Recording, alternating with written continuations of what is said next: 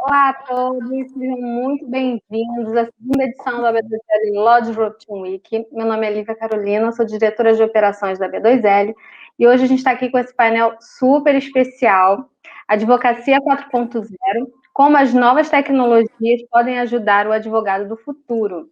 Eu estou aqui hoje com Luiz Fernando Moreno Vilela, CEO e founder da startup Nova Juris, e a nossa mentora aqui da B2L sobre Advocacia 4.0. Seja bem-vindo, Luiz Fernando. Obrigado, Lívia. É uma honra participar desse painel com você, com o Caio. Estou muito feliz, viu? Muito obrigado pelo convite. Espero transmitir aos espectadores um conhecimento acerca da Advocacia 4.0 e o mais importante, né, de como essa nova revolução pode beneficiar os profissionais do mercado jurídico. Muito obrigado. Obrigado a você, obrigado ao pessoal da B2L. Obrigada, perfeito. E aqui também comigo hoje o Caio Fernando Sana, advogado especialista em M&A, blockchain e smart contracts, mestre em inovação e tecnologia, consultor de inovação na Embraer, professor, autor do livro O Futuro dos Contratos, Potencialidades e Desafios dos Smart Contracts no Brasil. Seja bem-vindo, Caio.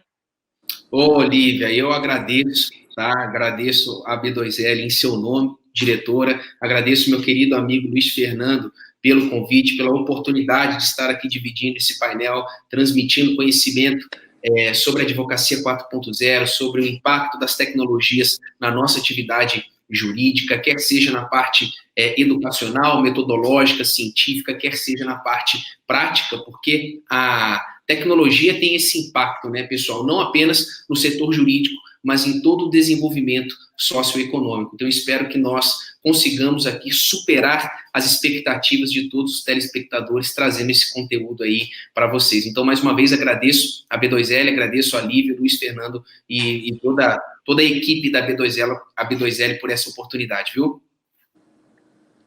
Perfeito. Bom, para a gente começar, a gente tem aqueles 5 primeiros minutinhos, né, para a gente ter uma visão geral do nosso painel. Advocacia 4.0, como as novas tecnologias podem ajudar o advogado do futuro. Caio, queria que você começasse a falar para a gente. Claro, claro. Bom, vamos lá. Acho que é importante a gente traz esse conceito, né, de advocacia 4.0. Eu já tenho até visto pessoas falando de 5.0, 6.0, o pé no chão. Vamos lá, pessoal, 4.0, né? A gente pode resumir esse conceito aí de inclusão de métodos digitais, tá? Inclusão de... E quando eu digo método, não é tão somente a tecnologia propriamente dita, tá? Mas a transformação digital que as tecnologias têm acarretado no mercado e, consequentemente, acarreta na advocacia. Porque prestem atenção, novas tecnologias, elas geram novos produtos e novos serviços. Como o direito ele está atrelado a negócios, a construção de uma sociedade, por obviedade, novas tecnologias possuem impacto no âmbito jurídico, quer seja na parte dogmática, né, no método que nós utilizamos para poder investigar fenômenos tecnológicos na área jurídica, quer seja na parte prática, na inclusão de tecnologias e mentalidade nos processos dentro de escritórios de advocacia, sempre focando em maior produtividade, redução de custos e, consequentemente, trazendo maior eficiência para os nossos clientes. Então, você que já está assistindo esse painel, você já está na frente de um monte de profissional, porque você aqui, no mínimo, vai ter uma transformação na sua mentalidade ao saber que tecnologias impactam dentro do nosso serviço, porque hoje os clientes exigem mais transparência no processo, os clientes exigem mais eficiência, produtividade e melhor entrega das demandas jurídicas, e os escritórios precisam se adaptar a essa realidade. Portanto, essa advocacia, ela está aí inserida nesse contexto do uso dessas tecnologias para aumentar a produtividade, eficiência e, lógico, a gente vê na prática redução de custos de transações interno dentro do próprio escritório, né? Então, basicamente, feito esse panorama geral, passo a bola aqui para o querido amigo Luiz Fernando, para ver se ele pode complementar essa ideia da advocacia 4.0. Perfeito, Caio, perfeito. Você contextualizou muito bem essa revolução que nós estamos vivenciando, não só no mercado jurídico, mas em todos os setores da economia, com essa revolução 4.0. Você bem pontuou, já há profissionais falando de advocacia 5.0, mas assim, o que nós devemos ter como meta é primeiro implementar, verificar os benefícios, verificar o que de fato nós conseguimos implementar com essa revolução 4.0 para o mercado jurídico e a partir daí falar de novas revoluções. Ao passo que você bem pontuou, todos os mercados eles sofreram e estão sofrendo essa mudança, né, com a transformação digital. E o mercado jurídico não poderia ser diferente, ao passo que nós trabalhamos aí com um volume de informações gigantesco e toda essa transformação digital pode e deve contribuir para a melhoria do nosso trabalho, para a eficiência da entrega e qualidade dos nossos serviços e realmente diminuição do nosso maior ativo, né, que é o nosso tempo. Ele faz com que o nosso trabalho ele seja realmente direcionado para que, de fato, tenha importância, né? Não ficamos aí trabalhando com coisas, com atividades repetitivas, sendo que hoje nós já temos aí tecnologia suficiente para fazer ou entregar, de fato, uma resposta, um resultado para aquelas atividades mais repetitivas, deixando a gente somente para trabalhar com o que realmente importa, que é o nosso pensamento analítico, o nosso raciocínio, buscando novas saídas para os nossos clientes em relação aos casos que nós atuamos.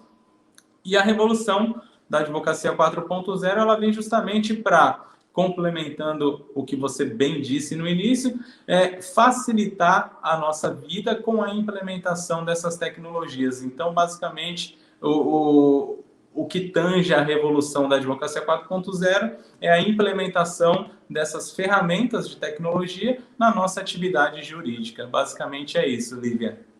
E notem, né, se a Lívia me permite aqui, notem que tanto eu quanto o Fernando, nós falamos aqui sobre implementar tecnologias que nos auxiliam, né? Há um grande equívoco no que tange a substituição de atividade, né? Tecnologia, por hora, hoje, no atual estágio, né, da arte, digamos assim,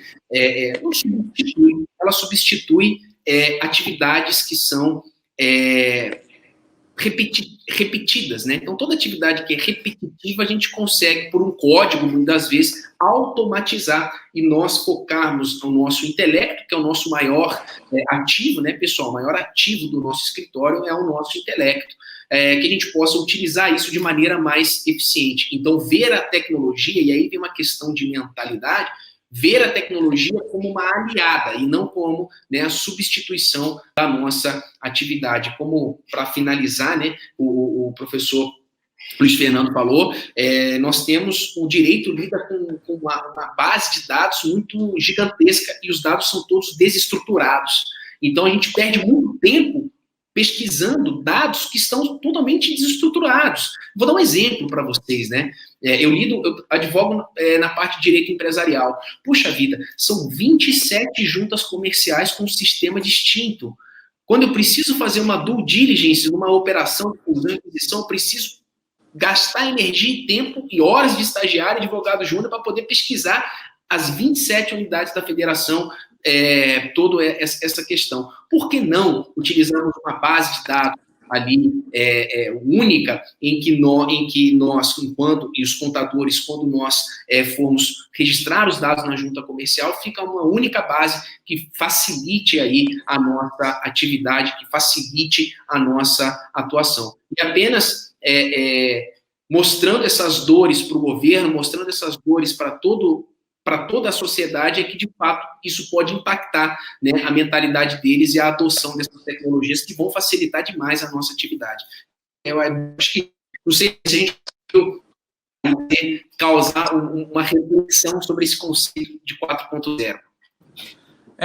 Aproveitando, Caio, já que você bem disse aí, falou brilhantemente dessa descentralização das informações, não só no âmbito administrativo, mas no âmbito judicial, com os tribunais, cada um com o seu sistema, isso gera uma dificuldade enorme, até mesmo de tomada de decisões do ponto de vista econômico, para que um judiciário brasileiro possa realmente administrar todo esse arcabouço de informações. E não só isso, né? Você pensando na celeridade mesmo do nosso trabalho e até mesmo no trabalho do judiciário, dos juízes, né? De todo o pessoal que trabalha na justiça, eles com essas informações descentralizadas, a dificuldade ainda é maior para poder gerar um resultado para a sociedade de fato, né? Então, é muito importante essa aplicação da tecnologia, não só no mercado jurídico, mas em todos os outros segmentos da economia, né?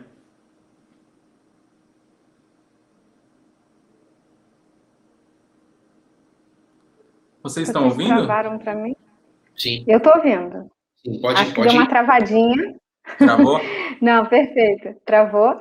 Tecnologia. Falando em travou, falando em dificuldades no judiciário, né? Vocês já trouxeram um pouquinho para a gente sobre o conceito, né, dessa advocacia 4.0, onde é que esses profissionais eles aplicam. E eu queria trazer essa provocação, né? Quais são esses desafios? Né? Porque a gente ainda tem muita coisa para fazer, ainda tem muito muito chão aí para a gente correr. Quais são os principais desafios que vocês entendem, assim, que esse advogado, né, que essa advocacia, essa nova advocacia, com esse momento que não só a advocacia está passando, né, mas dentro da advocacia, o que é o principal desafio, assim, para esses advogados que estão nos ouvindo agora, como é que vocês identificam, o que vocês acreditam que pode ser, assim, mais desafiador nesse momento? Eu posso iniciar, Caio, por gentileza? Bom, o Caio, ele diz que nós devemos enxergar a tecnologia não como a nossa inimiga, mas como a nossa aliada, né? Então, o primeiro desafio é a mudança de mentalidade, né? No meu ponto de vista, a mudança de mentalidade ela é de suma importância para que os profissionais do direito, eles entendam que a tecnologia ela é uma aliada. Muito se falou no início da revolução da tecnologia, da digitalização da advocacia, que os advogados iriam acabar, a inteligência artificial iria substituir os advogados, e essa é uma mentalidade equivocada. Então, a grande dificuldade, né, a maior parte da advocacia que tem a resistência com a tecnologia, a dificuldade maior começa na mentalidade. O advogado, a advogada, ela deve ter em mente que a revolução tecnológica ela veio para auxiliar e não para dificultar ou para acabar com a rotina dela. A tecnologia vai sim, ela vai substituir as atividades repetitivas, ela vai dar para o advogado mais tempo para ele pensar no que de fato realmente traz um resultado para o seu cliente, para o seu negócio, e não como uma aliada que acabará com com a sua atuação como advogado. Então, assim, acho que uma das maiores importâncias para um profissional que quer atuar no direito, né, e assim, o profissional do futuro que quer se preparar para realmente lá na frente ter um resultado do seu negócio jurídico, ele tem que mudar um pouco a mentalidade dele e ser um pouco mais aberto às novas tecnologias, que com certeza vai auxiliar ele, não só ele, mas como o judiciário como um todo, como nós dissemos aqui, vai auxiliar a obter os resultados, não só os resultados mais céleres, mas resultados mais precisos, resultados que vão garantir a eficiência do negócio jurídico como um todo, né, Caio? Perfeito, perfeito. Você até foi primeiro e eu estava com a mentalidade na ponta da minha língua. Então, aquilo que a gente falava antes da gravação, da gente ter que ser advogado e ter um somebody love, aqui, eis que caiu para mim essa bola, né? Mas brincadeira da parte, sem sombra de dúvidas, acredito que a mentalidade, e esse desafio, pessoal, não é tão somente do setor jurídico, né? Eu presto consultorias para algumas empresas, grandes empresas, própria Embraer, Sicoob, e o grande desafio é essa transformação digital no que tange a gestão, né? No que tange a gestão. Uma gestão que é calcada em busca de inovações tecnológicas para implementação, para redução de custos e aumento de produtividade, ela é uma gestão diferente daquela gestão que nós aprendemos em PMI, que nós aprendemos na administração. E quando eu digo nós, não advogados, eu acho que é um grande desafio que nós temos, colocar na grade de ensino do direito disciplinas facultativas de gestão, de administração. Porque nós temos, por exemplo, eu fiz medicina legal. Eu não uso para nada. Nada, absolutamente nada. Se tivesse uma opção para mim de gestão da inovação, de administração, por obviedade, eu iria para esse lado, para esse eixo de reflexão. Então, nós temos um desafio de mentalidade, nós temos, mas não tão somente do mercado tradicional, mas também da própria academia, né? A academia também está, e aí, Caio, por que a academia é importante? Porque é onde são formados os advogados. Não tem jeito. A gente precisa falar da academia. A academia também precisa estar aberta, fazer inovação aberta, né? Aplicar conceitos de gestão da inovação, uma hierarquia dentro do escritório, por exemplo, mais horizontal em vez de vertical. Saber que, por exemplo, nós que estamos na ponta, né, os advogados júniores que estão ali na ponta, na elaboração do documento, o estagiário que vai hoje não mais com o processo digital, mas que vão ao cartório, sabem as dores que os clientes possuem. Nós precisamos abrir espaço para essas pessoas falarem dentro do escritório, né? Então, puxa, por que não adotar uma cultura de inovação dentro do seu escritório, promovendo uma reunião de brainstorm de 15 minutos toda sexta-feira para poder ver onde a gente pode melhorar, o que está errado, onde que a gente pode prosseguir. Outra, aberto a críticas, porque não existe gestão perfeita, né? A gestão é assim como gestão de empresa, o CEO, o CFO, o escritório é a mesma coisa. O Fernando é o CEO de uma empresa, ele não é perfeito, ele está em evolução e isso sempre vai acontecer. No momento que ele permite ouvir opiniões da academia, fazer essa open innovation, ouvir opiniões dos próprios consumidores, assim não é no produto de inovação, Luiz. Você não tem que interagir com o consumidor final para ir eventualmente ir pivotando, né, como diz o mercado, determinado produto, determinado serviço, porque nós não podemos, às vezes, afrouxar um pouco a nossa gravata e também ir ao nosso consumidor, ao nosso cliente final e perguntar onde que a gente pode melhorar, onde que a gente pode ser melhor enquanto escritório, enquanto equipe, enquanto prestador de serviço jurídico. Então, essa mentalidade, ela se expande, não fica tão somente nos escritórios, mas também vai para a academia. Nós precisamos fomentar esse debate. E a B2L faz isso com excelência, né? Eu lembro quando eu estava escrevendo a dissertação de mestrado, eu precisava de dados para poder justificar o meu estudo, dizendo, olha, o número de legal techs e lotecs aumentou no Brasil 5%. Qual foi a única associação, a única organização que eu encontrei esses dados? A B2L.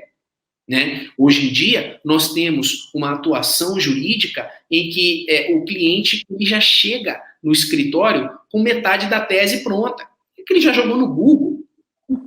Então, você calcular, fazer predições com base das decisões de primeira instância de determinada comarca, você utilizar técnicas de jurimetria, nós temos aí hoje técnicas de visual law, né, para poder facilitar a leitura de determinado documento, né, que às vezes, à primeira vista, é um tanto complexo, isso é o grande desafio, né? É tão somente abrir, expandir a cabeça, tanto da academia, quanto do profissional jurídico. Segundo desafio, curva de aprendizagem. né? Eu lembro lá no primeiro ano, Lívia, quando nós estávamos no primeiro ano da faculdade, um professor chegou para mim e falou assim: um estudante de direito, o otimista pensa que só vai, que vai estudar para o resto da vida, e o pessimista pensa que só vai estudar 5 anos. Essa economia compartilhada, essa economia globalizada, o acesso à informação, hoje em dia, a informação é muito fácil. O advogado do século XIX, do século XX, ele vendia informação muito caro. Hoje em dia, não. Hoje em dia, a pessoa joga no Google e depois vai no advogado. É muito fácil você conseguir informação. Então, aonde que você vai sobressair? Um modelo de gestão, sendo mais eficiente, reduzindo custos de transação. E aí, você precisa ultrapassar essa curva de aprendizagem. Tem que estudar gestão, tem que estudar administração, tem que compreender o fenômeno da inovação. Por exemplo, eu que atuo na parte de criptoeconomia, de blockchain, de smart contracts, eu preciso compreender conceitos de criptografia simétrica e assimétrica, de wallet, de curva elíptica de assinatura digital. Eu preciso compreender para poder atender esse tipo de cliente. O Luiz Fernando precisa também entender, muitas das vezes, de automatização, de registro de informações, para poder tornar a empresa dele mais eficiente. Então, 2 desafios: mentalidade profissional e acadêmica. Segundo, curva de aprendizagem, que a gente consegue ultrapassar isso daí num movimento unido, como a B2L está fazendo agora. Olívia, eu gostaria até de aproveitar a linha de raciocínio do Caio, né, e falar que realmente um dos maiores diferenciais hoje, eu sou convicto em dizer que é a multidisciplinariedade, né, do profissional. O profissional, ele precisa ser um profissional multidisciplinar.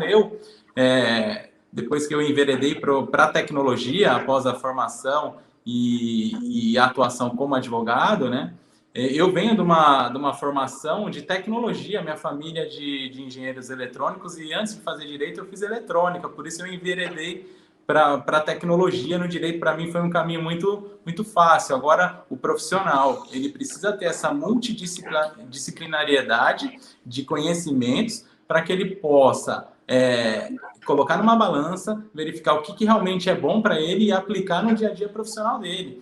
O Caio também, brilhantemente, como professor brilhante que disse da questão da curva de aprendizado, e não poderia ser diferente, né? Nós temos o nosso lifelong learning, né? Nós temos que aprender por toda a nossa vida. Para que o conhecimento que eu sei hoje, amanhã, para os meus negócios, ele já não faz mais sentido. Eu preciso a todo momento aprender a desaprender, para que eu possa verificar e aplicar no meu dia a dia profissional. Realmente é muito importante essa multidisciplina, né? Eu hoje não estudo só sobre o direito propriamente para a atuação como advogado, mas na empresa de tecnologia eu preciso estar antenado com questões de tecnologia, novas tecnologias. Amanhã pode ser lançado uma ferramenta que acabe com o meu negócio, eu preciso estar atento. Isso não só para a minha empresa, mas para a minha atuação profissional como advogado. O Caio, muito bem colocado profissionalmente, ele já está envolvido na área de tecnologia, prestando consultoria e ministrando aulas e cursos a respeito do mercado, desse novo mercado de criptoeconomia. Olha só que mercado incrível e fantástico. Hoje,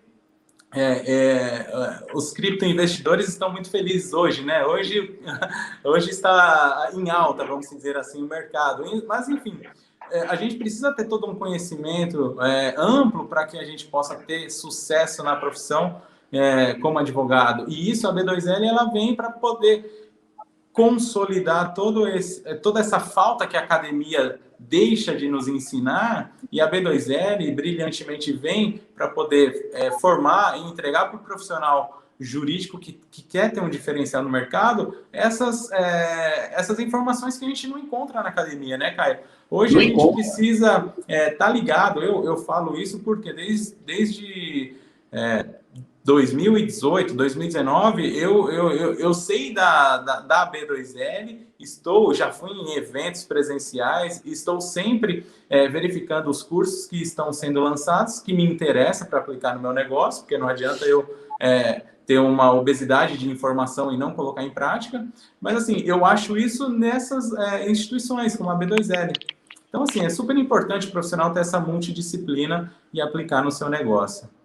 Sabe, Muito Lívia? legal, Caio. Parabéns aí pela linha de raciocínio. Imagina. Sabe? E aqui vai uma dica para todo mundo que está aqui nos ouvindo, né? Se você entrar lá no site do Fórum Econômico Mundial e verificar as principais habilidades até 2025, a primeira vai estar pensamento analítico e inovação. A primeira. Depois, essa aprendizagem ativa, lifelong learning, né? Estratégias de aprendizado.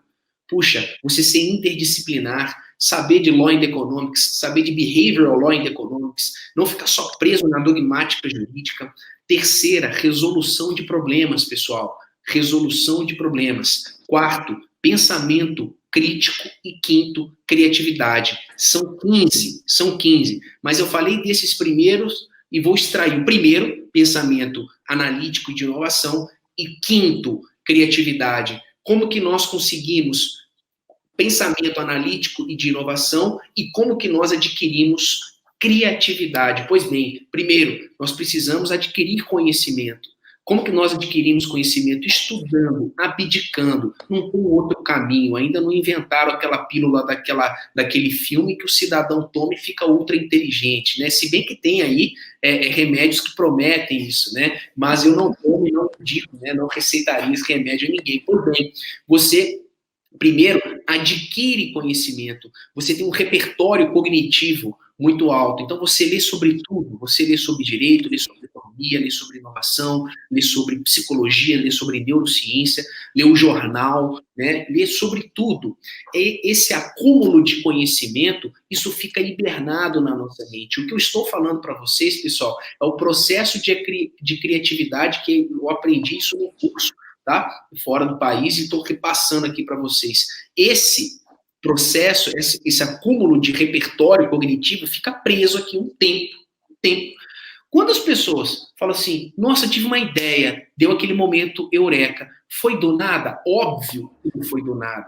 Foi um processo de aquisição de conhecimento, um processo de hibernação do conhecimento e um processo de iluminação desse conhecimento que você juntou com aquilo que você já estudou e conectou, né? Tem um curso no MIT que ele fala assim, o que é inovação?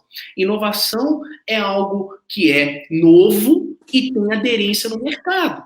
Porque se não tiver aderência no mercado, só é uma boa ideia, não é, Luiz Fernando? Então, nós vamos identificar, primeiro, é uma boa ideia, é uma invenção, mas comercialização, eu vender essa ideia, e, portanto, tem aplicação prática nisso daí. Por isso que tem inúmeras low-techs ganhando dinheiro de verdade, porque nós sabemos as dores dos nossos clientes, nós sabemos as dores dos cidadãos, e muitas vezes fechado naquele eixo de pensamento, isso impede, torna uma trava para a gente inovar e criar novas empresas. Eu acho que deveria ter na academia, pessoal, uma disciplina de Legal Tech e Law Tech, ensinar você método Canva, por exemplo, para poder modelo de negócio, gestão ágil como Scrum, Kanban. Eu acho que tinha que ter tudo isso dentro da faculdade de Direito para a gente conseguir mudar a mentalidade dos novos profissionais, né?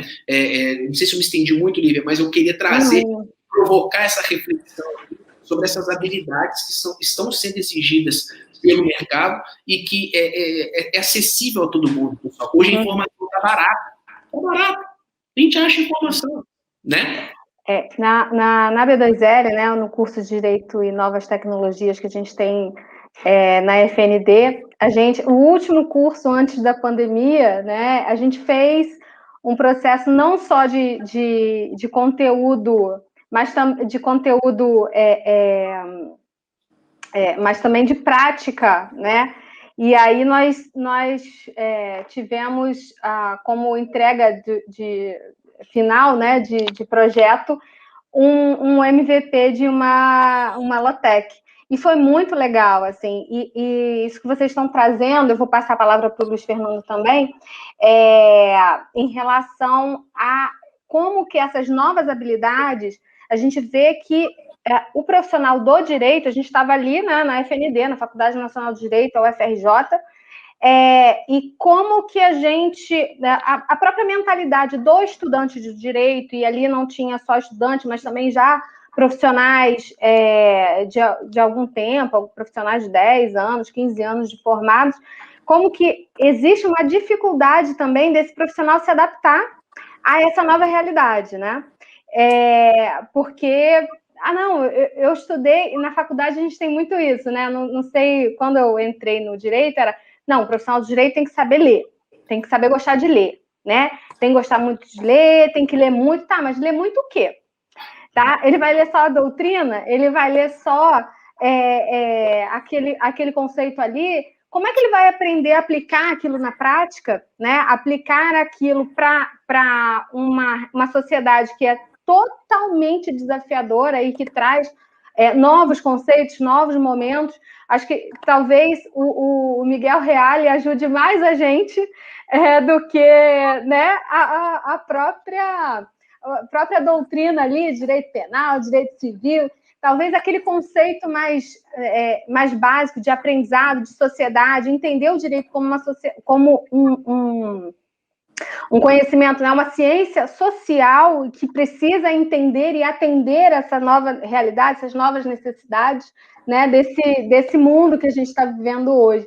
Talvez isso ajude mais esse profissional do que propriamente uma doutrina, enfim, entre outras que vocês falaram aqui muito bem. Mas, por fim, para eu não tomar o tempo de vocês, que aqui a fala é de vocês, e aí nós entregamos, e foi muito legal ouvir dos alunos falando, nossa, que difícil, né? Foi muito difícil. E aí, nossa, errei muito, não sabia o que era para fazer. Eu falei, mas a gente está aqui para isso, né? E foi muito bom, porque é justamente essa abertura, né? Abrir para o erro, abrir para o que você não sabe fazer, porque é muito bacana. Eu já sei fazer, eu replico aquilo ali. E essa sociedade que a gente tem hoje, ela precisa de pessoas que estejam abertas a se jogar em coisas que elas não têm habilidade, não têm conhecimento, elas têm que desenvolver essas novas habilidades, né? Então, foi muito legal, uma pena que a pandemia a gente teve que dar uma parada, mas em breve a gente volta, assim que, se Deus quiser, tudo vai voltar, e a gente continua aí, e é muito bom, assim, receber profissionais, espero que vocês também estejam com a gente na próxima edição, acho que vai ser bacana. Ô, Luiz Fernando, pode complementar aí. Porque a gente preparou as perguntas, né? Só que aí o negócio vai ficando tão legal e vocês vão falando, e eu também não vou interrompendo vocês, porque eu estou vendo que vocês estão... Muito legal. Lívia, essa provocação que você trouxe para o nosso bate-papo, ela é de suma importância, né? Ela instiga a gente a pensar, né, na nossa formação. O Caio, muito mais como professor, doutrinador também do direito, mas eu como um eterno estudante, né, eu penso que a nossa formação ela é muito dogmática, né? Desde a faculdade nós aprendemos a trabalhar dentro da lei, ou seja, nós não podemos pisar fora da faixa. E toda essa construção, né, profissional e construção do conhecimento jurídico, ela não instiga o profissional a pensar, a inovar, porque realmente a nossa base, né, a nossa formação, ela não nos dá essa possibilidade.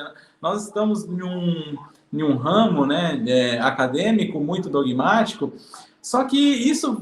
Você falou também que, poxa, professor Miguel Reale, e aí isso me fez pensar que o direito, né, ele foi feito para regular as interações da sociedade, e a sociedade ela evolui constantemente, então o direito ele precisa também sair dessa dogmática e realmente regulamentar. É difícil a gente falar em regulamentação da inovação, porque a inovação, a criatividade, a cada dia nasce uma coisa nova, mas o direito ele tem que dar e fomentar a possibilidade de...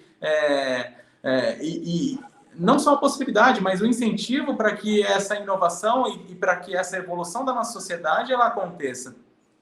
A nossa academia, a nossa base, ela é sim muito rígida, muito dogmática, mas nós estamos numa realidade da digitalização, da Revolução 4.0, que não dá mais só para o profissional do direito pensar de forma sistemática, dogmática dentro da faixa. Ele precisa trabalhar a imaginatividade. O Caio mesmo falou, poxa, imagina o profissional atuante no mercado jurídico brasileiro buscando conhecimento no MIT de criatividade, porque isso é uma coisa muito longe da nossa realidade, pelo menos da grande maioria, mas é de suma importância para a gente trabalhar a imaginatividade, a nossa criatividade, criar ferramentas de tecnologia diferenciadas para acompanhar essa revolução 4.0. E isso, você disse, poxa, o professor Miguel Reale poderia trazer uma solução muito melhor do que as nossas dos nossos dias atuais, e é verdade. O pensamento filosófico, né, ele deixa a gente trabalhar essa imaginatividade e adequar ela à nossa realidade, né, Caio? O que você... você também tem uma contribuição em relação a isso, porque você também é um doutrinador e traz para o nosso mercado jurídico conteúdos, né, através do seu livro, das suas publicações, que incentivam as pessoas a pensarem de forma mais ampla no nosso mercado jurídico, né? Total. Eu costumo dizer, eu li isso num artigo, não lembro, tá? A frase não é minha, né? Sou honesto, mas eu lembro dessa frase vocês falando agora, né? Que a teoria tridimensional de Miguel Reale precisa ser revista, né? O fato, valor e norma. Tem um fato, vamos valorar, já tem outra tecnologia mudando o fato. Então não dá tempo mais. Não dá tempo mais, né? Então, beleza. Tem aí iniciativas de sandbox regulatório para poder, né, tornar esse ambiente mais seguro, né, mais esse ambiente de inovação, a gente poder utilizar mais essas tecnologias em ambiente regulado, como no mercado de capitais, como no mercado de seguros, enfim, no próprio Banco Central. Então, eu acho que estamos indo para um caminho cada vez mais... antes era mais avesso à inovação, agora até o próprio dirigente da presidente, diretor da SEC, né, da Security Exchange Commission, que é a CVM dos Estados Unidos, li hoje uma matéria dizendo que criptomoeda veio para ficar mesmo, viu? Acho que já era, né? E, pessoal, eu posso contar uma experiência prática minha, igual hoje. Estou aqui, dou consultoria para a Embraer, né, para a Cooperemb, né, para a cooperativa de crédito deles. Então, eu lidero o comitê de inovação dali. Puxa vida, eu sou advogado, né? Eu estudei Miguel Reale, né? Eu estudei Fábio Ulloa Coelho, né? Eu adquiri esse conhecimento. Depois eu não parei, eu fui buscar coisa fora, eu preciso implementar isso na prática. Quando eu entrei no mestrado em inovação e comecei a dar consultoria para a empresa, montar time de inovação, eu entendi que inovar tem a ver com pessoas. E liderar um time de inovação é tão somente você mexer o melhor que já existe dentro das pessoas, só que muitas vezes elas não existem, porque o sistema ele é incrustado, ele é travado. Ele vai apresentar um projeto para o gestor vai lá e engaveta, se é que abre a porta para ele, né, apresentar um novo projeto. Então, você fazer essa transformação cultural, né, do board, do conselho de administração, da diretoria, tornar isso o mais horizontal possível. A Embraer, por exemplo, tem um CNPJ distinto do CNPJ do setor aéreo, né, de aviação civil, só para inovação. Só para inovação, porque o modelo de gestão é outro, não tem como a gente utilizar, imagina, a pessoa fica, puxa vida, você pode perder 10 milhões aqui num projeto que deu errado, como assim? Né? Não, inovação é testar, né? E validando isso daí, essa transformação cultural, ela é muito boa, então quem estiver na frente vai beber águas limpas, pessoal. Vamos beber águas limpas. Então, Caio, você desperdiçou o conteúdo jurídico que você estudou de forma alguma. Pelo contrário, eu sempre atuei na parte de direito empresarial, dou aula de direito empresarial. E como a inovação ela é atrelada diretamente à atividade empresarial, eu conecto aquilo que faz sentido e aplico isso na prática. E tem dado certo, pessoal. Então, assim, que para quem está assistindo, vale a pena eu aprofundar um pouco mais sobre a advocacia 4.0, eu fazer do meu escritório uma gestão da inovação, trazer algo mais horizontal, fazer um brainstorm de vez em quando. Puxa, que tal a gente criar um pequeno comitê de 3 pessoas e aplicar ali métodos de gestão da inovação, de modelo de negócio? Abra um Canvas. Seu advogado sabe o que é proposta de valor, seu advogado sabe o segmento de cliente do escritório, o seu advogado sabe como que faz uma estrutura de custos. E será que se ele tiver noção disso, a advocacia dele também não melhora? Puxa vida, vamos botar para rodar, né? O que nós temos de produto e serviço dentro do nosso escritório e o que a gente pode atingir nesse mercado gigantesco, cheio de oportunidades, né? Basicamente, é essa a reflexão e a provocação que a gente faz. Lógico, a academia precisa mudar, não tem jeito, né? A teoria, a dogmática jurídica, eu vejo hoje, inclusive, indo para métodos, né? Métodos científicos. O direito é aquilo assim, ó. Vamos lá, pessoal. O direito é assim, ó. Fulano falou isso, o outro fulano falou aquilo, que o outro fulano falou aquilo, e eu acho que é isso. Basicamente, é isso. Não está colando mais, né?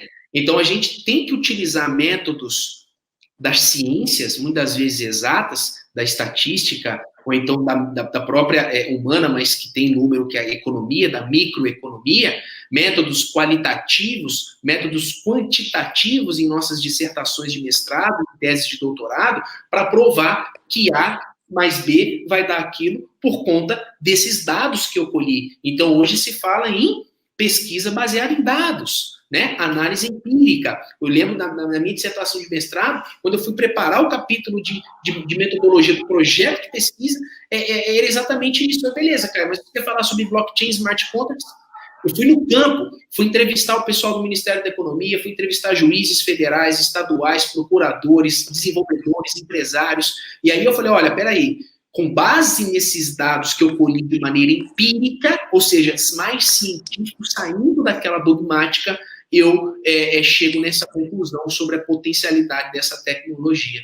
Então, você começa a ver os projetos dentro das faculdades públicas e privadas, eu fiz pública, mas as privadas também têm exigido isso, o que você utilize métodos que saem dessa dogmática jurídica. Puxa, o professor Fábio Coelho falou isso, o professor Gladstone Mameli falou isso, o professor André Santa Cruz falou isso, eu acho que é isso. Puxa, não rola mais, né? Vamos ir para o campo, vamos utilizar estatística, vamos utilizar jurimetria, vamos buscar dados e fundamentar as nossas decisões e as nossas predições com base em fundamentos metodológicos científicos. Eu acho que essa que é a pegada, que eu não sei se eu me fiz muito complexo, Lívia, mas eu acho que deu para provocar bastante aqui algumas reflexões, eu e o Luiz Fernando. Perfeito. E eu acho que o bacana é assim, a gente não tem nenhuma resposta pronta, né? Eu acho que isso é bacana.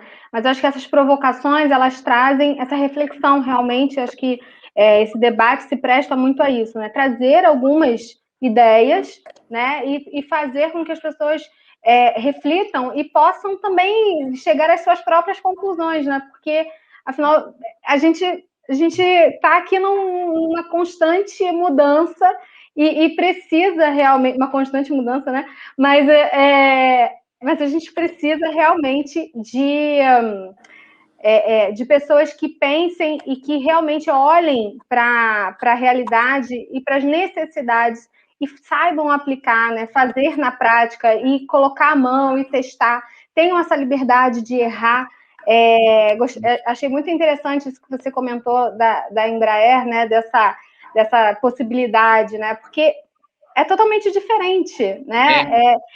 E a gente tem muita dificuldade com o erro, né? E o profissional jurídico, lendo até um spoiler de uma das nossas palestras excelentes sobre compliance também, como que esse momento de inovação, né, não necessariamente ele é conflitante ao compliance em si, desde que você tenha mecanismos adequados, você tem uma cultura bem estabelecida, você, né, tem uma série de mecanismos que você pode ter, sim,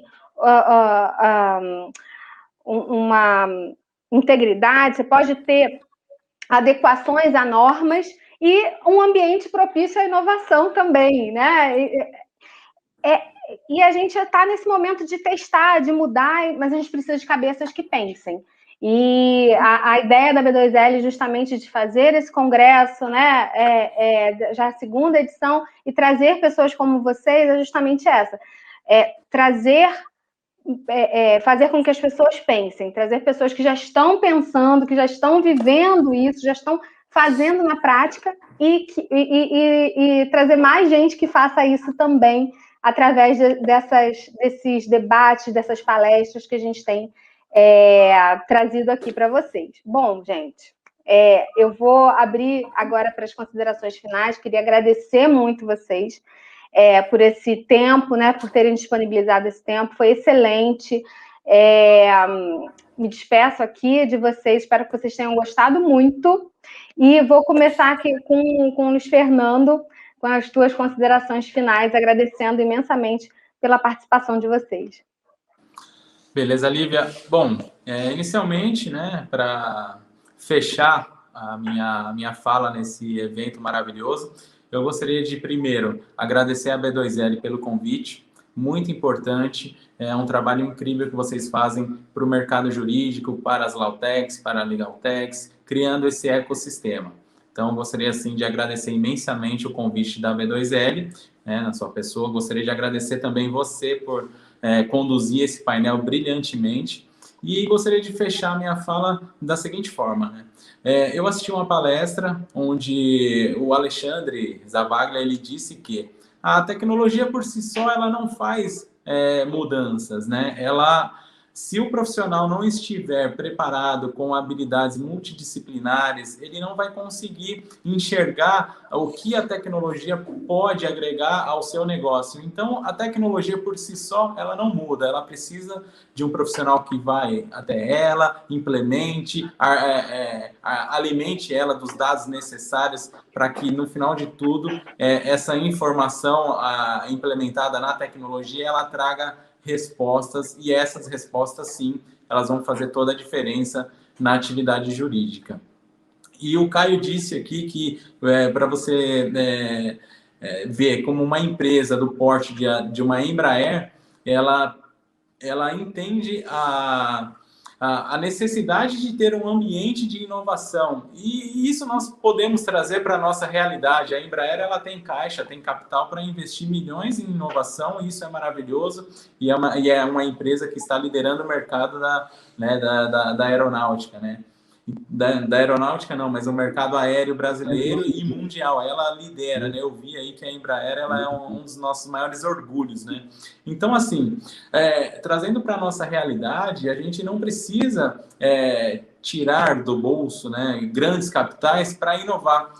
Se a gente pegasse, se eu pudesse indicar alguma leitura aos nossos espectadores, eu indicaria aquele livro Startup Enxuta, que ele fala, que foi um dos precursores, que fala sobre o MVP. Você criar um projeto mínimo viável para que você possa implementar de uma forma econômica e ver se a sua ideia funciona, valida, joga ela no mercado para o mercado validar, e aí sim você, né, investe mais dinheiro naquela ideia. Então, é isso, a tecnologia ela veio como uma aliada, nós não devemos temê-la, e sempre que possível implementá-las para que a gente possa, de fato, pensar na estratégia do nosso negócio. Então, um abraço a todos, obrigado mais uma vez pela oportunidade. Caio, foi um prazer dividir esse painel aqui com você, meu amigo, eu te admiro, você é um grande profissional.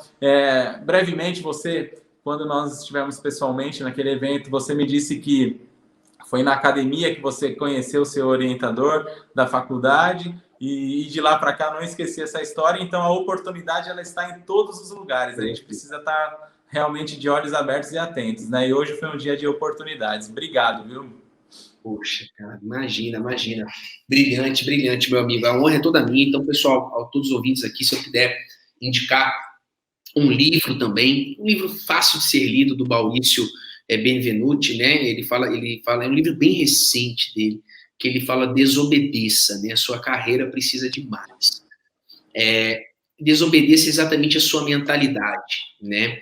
E inovar, ela é uma escada do conhecimento do amanhã, mas ela começa a ser construída dos problemas que nós temos aqui hoje, concretos. Então, olhando o amanhã com problemas de hoje, né? Se eu pudesse hoje conjugar esse livro com essa frase. A B2L faz um trabalho fenomenal em relação a isso. Eu agradeço muito o convite. Como você disse, né? Você vê a Embraer com a envergadura que ela tem lá a Cooperem, cooperativa de crédito, tem a parte de startup, tem a parte de aviação, em CNPJs totalmente distintos, de fato, para poder segregar bem a atividade, tornar aí sinergia entre essas atividades.